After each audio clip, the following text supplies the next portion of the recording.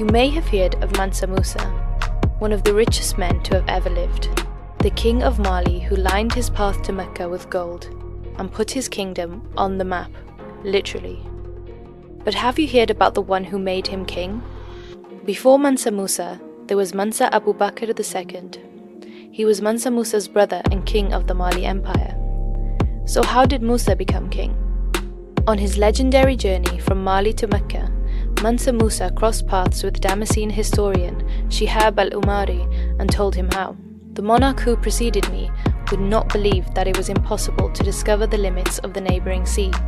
He wished to know, he persisted in his plan. Mansa Abu Bakr II was an avid traveller and had roamed all around his vast empire before yearning to discover what lay beyond the Atlantic. So he called on engineers of the Lake Chad to build ships so he could launch a fleet across the ocean. He hired a crew of sailors, traders, builders, artists, warriors and learned men, and supplied them with enough rations to last 2 years. He told them not to return until they reached the end of the ocean or until they had run out of food and water. But after a lone captain and only one of the ships from the 200 he had sent returned to Mali, claiming that the other ships had been pulled into a current and disappeared, Mansa Abu Bakr II began to prepare a fleet once more. But this time, the brave and adventurous king decided to make the journey himself, in 1311, almost 200 years before Columbus set foot on American shores. Just as Mansa Musa's journey to Hajj was legendary, so was his brother's journey across the Atlantic.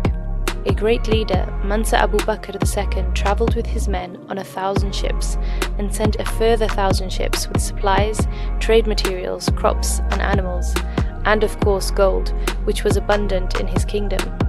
So did Mansa Abu Bakr II arrive in the Americas? We may never know, but there are many signs that West African Muslims did.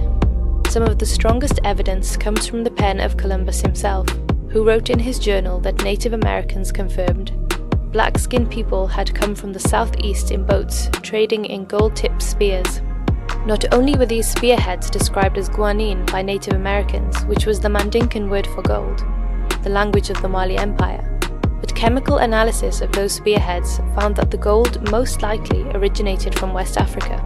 Columbus and his son also found that Native Americans had handkerchiefs like those used in West Africa, and clothes similar to the Muslim Moors of Spain. Whether or not Mansa Abu Bakr II himself made it to the lands beyond the Atlantic, we cannot deny that this courageous ruler of one of the richest and largest empires on earth gave up wealth and power in pursuit of knowledge and discovery. His determination to reach the Americas could very well mean that West Africa's relationship with the Americas did not begin with slavery, but with sailors, explorers,